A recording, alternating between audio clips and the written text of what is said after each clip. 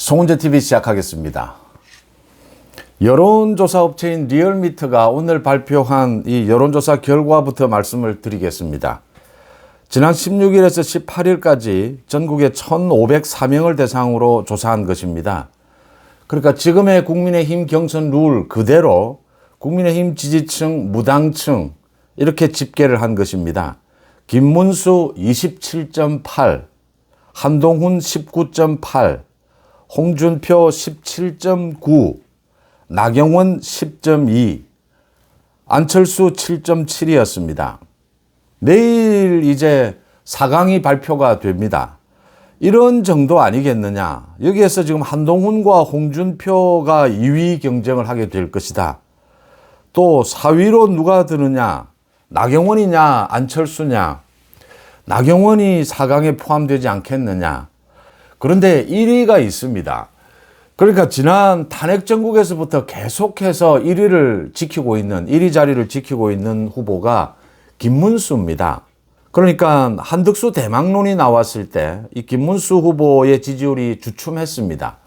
그런데도 1위 자리는 계속 지키고 있습니다.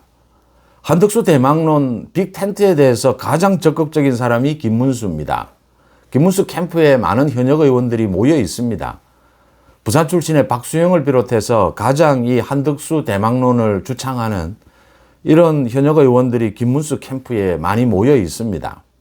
많은 정치권에서 김문수의 저 지지율이 공고할 것이냐, 지탱할 것이냐 이런 부분에 대해서 많이 관심을 가졌고 저도 이 국민의힘 당원들과 지지층이 왜 김문수로 이 지지율이 모이게 될까 충분히 모일 수 있는 가능성은 있습니다. 그런데 이게 한덕수 대망론이 있고 난 다음에도 그대로 지탱이 되고 있다. 이번 대선 국면에서 가장 어떻게 보면 가장 관심 있게 봐야 될 사람이 김문수 아니겠느냐라는 생각을 합니다. 이게 한덕수 대망론과 연결이 되어 있다. 한덕수와의 빅텐트 이 부분에 김문수가 가장 적극적이다. 지금 대선판의 소위 이슈 파이팅은 현재로서는 최근에는 홍준표와 한동훈 또 나경원과 안철수가 주도하고 있습니다. 좋은 이슈든 나쁜 이슈든. 그러니까 한동훈과 홍준표는 오늘도 어제 있었던 그 외모를 가지고 이야기하는 이런 인신공격성 이 공수를 주고받고 있습니다. 홍준표가 이 한동훈에 대해서 외모에 대해서 키높이 구두 이런 이야기를 한 부분에 대해서 이게 저질이다. 품격이 없다. 또 한동훈 캠프 쪽에서도 홍준표에 대해서 눈썹 문신은 왜 했느냐. 이렇게까지 이야기가 되고 있고 이게 제가 웃지만 참 이 인신공격성 저질이긴 합니다. 또 홍준표가 이재명을 공격하면서 무상연애를 했다. 며칠 전에 기자회견을 하면서 자신에 대해서 그 명태균 의혹에 대해서 질문하는 기자에게 그런 질문 하지 말고 이재명에게 가서 김부선 그 무상연애나 물어보라. 형수 쌍욕이나 물어보라. 이렇게 이야기를 해서 김부선이 또 오늘 또 홍준표에 대해서 홍준표는 그러니까 이재명은 그래도 매력적인 사람이었는데 홍준표는 돈을 줘도 연애할 생각이 없다. 이렇게 이런 이야기를 해서 진흙탕 싸움이 되고 있습니다. 그러니까 한동훈도 이슈 파이팅이 좋습니다. 계엄과 탄핵에 대해서 확고한 한동훈만의 입장이 있습니다. 홍준표는 왔다 갔다 하긴 하지만 이 말을 세게 하면서 또 이슈를 주도해 가고 있습니다.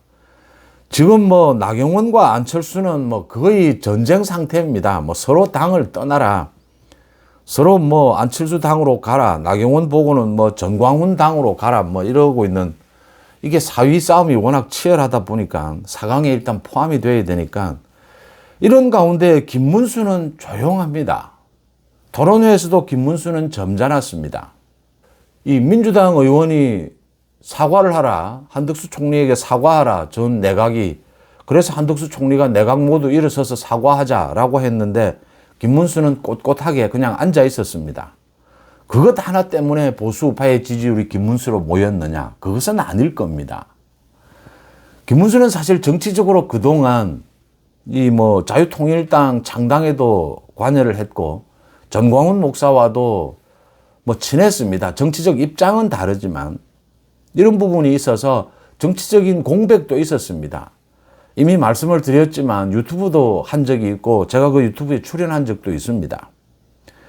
보수파의 국민들이, 당원들이 이 계엄, 탄핵 이걸 겪으면서 보수파의 정통성을 지켜줄 이 믿음직한 후보로 김문수를 선택한 것이다. 여기에 모여 있는데 두 가지로 볼 수 있습니다. 김문수의 정치적 매력이 있습니다. 깨끗합니다. 뭐 청렴결백하죠. 이 탄핵과 비상계엄에 대해서도 김문수는 일찍부터 처음부터 김문수는 뭐 흔들리지 않습니다. 그러니까 비상계엄은 부적절했다. 그런데 탄핵은 반대한다. 부적절했다라고 해서 이게 곧바로 현직 대통령에 대한 탄핵으로 그대로 이어진다. 이렇게 보기는 힘들다. 그 다음 이 한덕수 대망론, 솔직히 한덕수 대망론을 띄운 사람들이 국민의힘의 현역 의원들입니다. 박수영을 비롯해서. 이 현역 의원들이 모두 사실은 김문수 후보, 한덕수와 친한 것이 아니라 김문수와 더 친합니다. 그래서 김문수도 당연히 빅텐트 이야기에 적극적이고 한덕수 이 단일화, 후보 단일화에도 적극적입니다. 여기에 가장 반대하고 있는 사람이 홍준표고 또 한동훈도 반대를 하고 있습니다. 지금 당내 경선에 도움이 되느냐라는 입장입니다. 이런 것들로 인해서 상당히 김문수가 타격을 받을 수 있는데도 김문수의 지지율은 계속되고 있습니다. 계속 지금 1위고 아마 내일 발표가 되면 이 지지율은 발표가 안 됩니다. 4위까지. 그런데 김문수가 1위를 하지 않겠느냐. 한덕수를 포함시켜도 김문수 후보가 1위입니다. 상당히 놀라운 일입니다. 이 김문수의 정치적 매력에다가 이 정통성을 지키는 이 매력에다가 한덕수 효과를 비롯한 이 빅텐트의 적극적인 이 부분이 적중하고 있다라고 해석할 수 있습니다. 한덕수 대망론과 관련해서 이제 내일 한덕수 이 출마를 촉구하는 소위 추대위원회 뭐 이런 게 만들어진다라고 합니다. 뭐 고건도 포함이 되어 있고 손학규도 포함이 되어 있고 김덕룡도 포함이 되어 있다라고 합니다.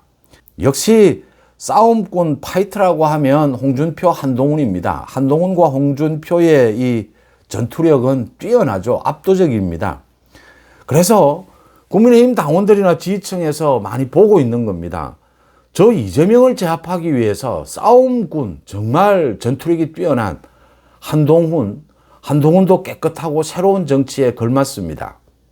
홍준표는 좀 여러 가지 왔다 갔다 한 부분도 있고 지금도 보시다시피 조금 이 품격에서 문제가 있긴 하지만 그래도 전투력은 홍준표가 뛰어나다. 정세 분석, 이 판단 능력, 정무 감각은 뛰어나죠. 그래서 이재명을 제압할 수 있을 것이다. 근데 김문수는 그런 부분에 있어서도 뛰어나지는 못하다. 상대적으로. 그런데도 김문수가 1위를 하고 있다. 국민의힘 이 후보 경선을 통해서 한 사람으로 지지율이 결집이 돼서 이재명과의 이 박빙의 승부까지는 가져가야 되는 것이 지금 당장 눈앞의 과제입니다. 그래서 오늘 권영세 비대위원장도 국민의힘도 적극적으로 나서서 빅텐트에 적극적으로 나서겠다. 다른 후보들은 이제 이게 김문수를 도와주는 것 아니냐, 한덕수를 겨냥한 것 아니냐 또 비난이 나올 수밖에 없습니다. 뭐 서로 경쟁이니까 그건 당연한 겁니다. 제가 주목하는 것은 김문수 아니면 한동훈일 것이다. 이재명과의 이 경쟁에서 누가 우위에 있느냐 또는 지금 보수우파 국민의힘 당원들을 결집시키는데 누가 우위에 있느냐 이게 다를 수는 있습니다.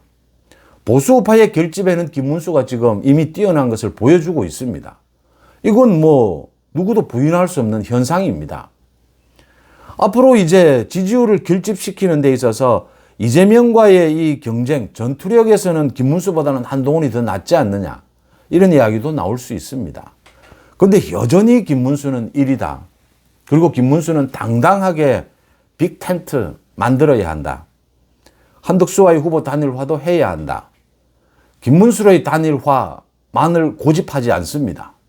뭐 한덕수 아니라 김덕수라도 이길 수 있다면 단일화 해야 된다라고 이야기하고 있고 김문수 캠프에 있는 많은 현역 의원들도 지금 뭐 한덕수와의 단일화는 당연한 것으로 지금 생각하고 있습니다. 이제 이 부분을 국민의힘 지지층들이 전체가 들여다보고 있다. 저는 두 가지로 봅니다.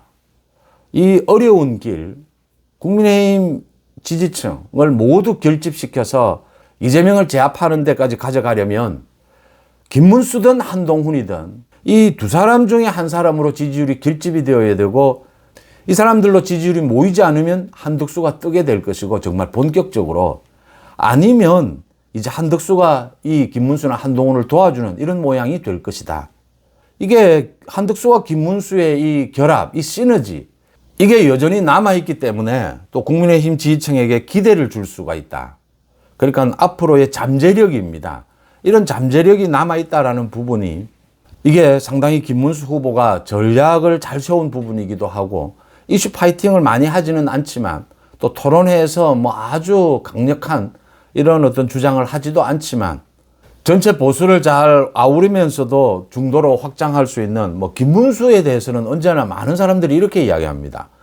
한덕수와의 이 후보 단일화도 잘할 것이고, 뭐 나아가서 이낙연과의 빅텐트도 김문수라면 잘할 것이다.